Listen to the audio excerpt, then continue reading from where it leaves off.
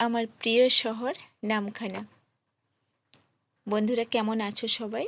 শুভ বিকেল সবাইকে। আমি তো ভীষণ ভালো আছি। আমার গত কয়েকটা ভিডিওতে আমি তোমাদের দেখিয়েছিলাম আমাদের বাড়ির প্রাকৃতিক পরিবেশ, পাখি। তো আজকে সম্পূর্ণ একটা নতুন ভিডিও নিয়ে এসেছি তোমাদের সামনে। আমাদের ছোট্ট শহর নামখানা। নামখানার কিছু বিশেষ রূপ আছে, যেটা আজকে আমি তোমাদের সামনে তুলে ধরবো।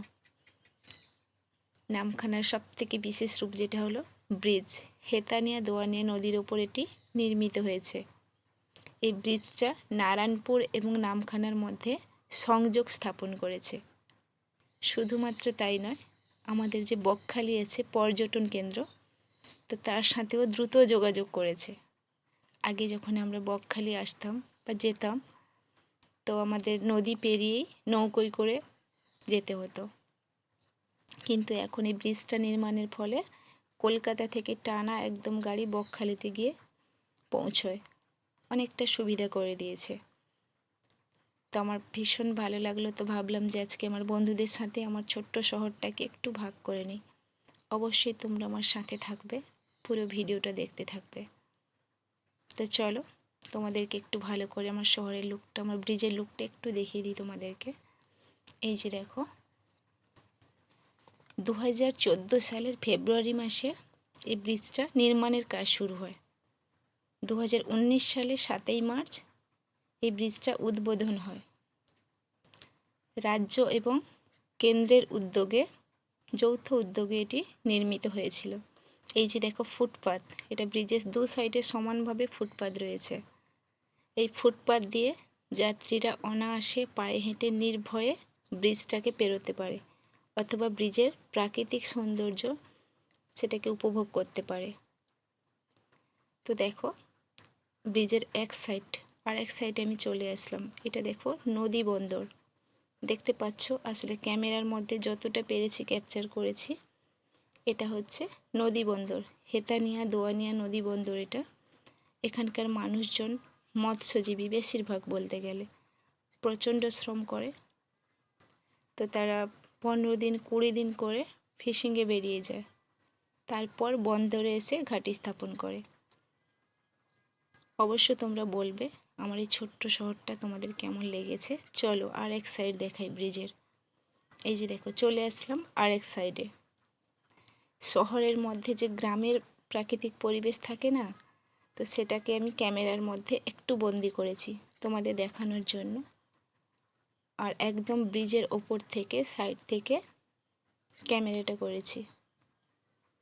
খুবই সুন্দর লাগছে, আমার তো ভীষণ ভালো লাগে। যেহেতু আমার শহর, আমার তো ভালো লাগবে।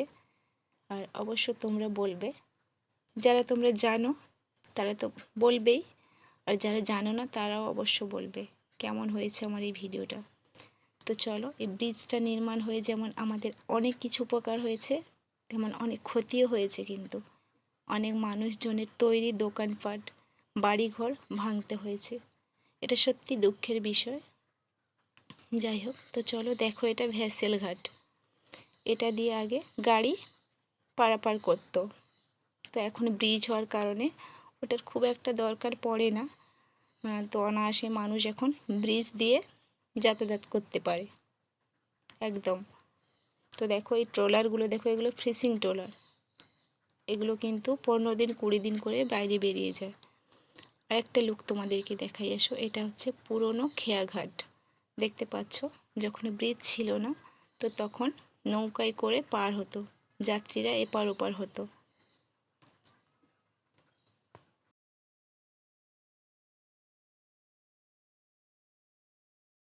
মৎস্যজীবী ভাইয়েরা প্রচণ্ড পরিশ্রম করে, এইভাবেই তারা পরিশ্রম করে তাদের জীবিকা নির্বাহ করে। এই যে ট্রলারগুলো 15 দিন 20 দিন পরে যখন বন্দরে ফিরে আসে, তখন তারা আশার আলো দেখে। এখানে নানা ধরনের কাজ হয়। আজকে আমি তোমাদের মার্কেটটা দেখাতে পারলাম না, নেক্সট কোনো ভিডিওতে অবশ্যই দেখাবো। তো আজকে যতটা পেরেছি, সবটা তো সম্ভব হয়ে ওঠে না। এখানে সমস্ত রকমের কাজ হয় বন্দরে।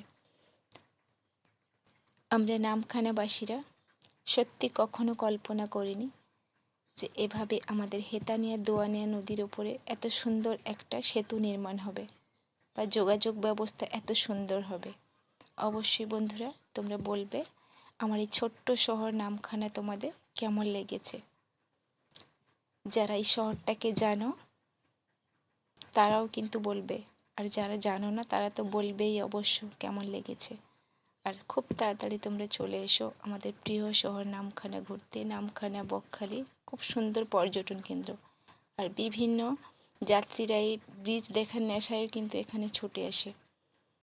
তোমাদের সবার জন্য আমার পক্ষ থেকে অনেক শুভকামনা, অনেক ভালোবাসা, অনেক অভিনন্দন। সবাই ভীষণ ভালো থাকবে, সবাই সবার সাথে থাকবে। আবার দেখা হচ্ছে আমাদের নেক্সট কোনো ভিডিওতে। টাটা।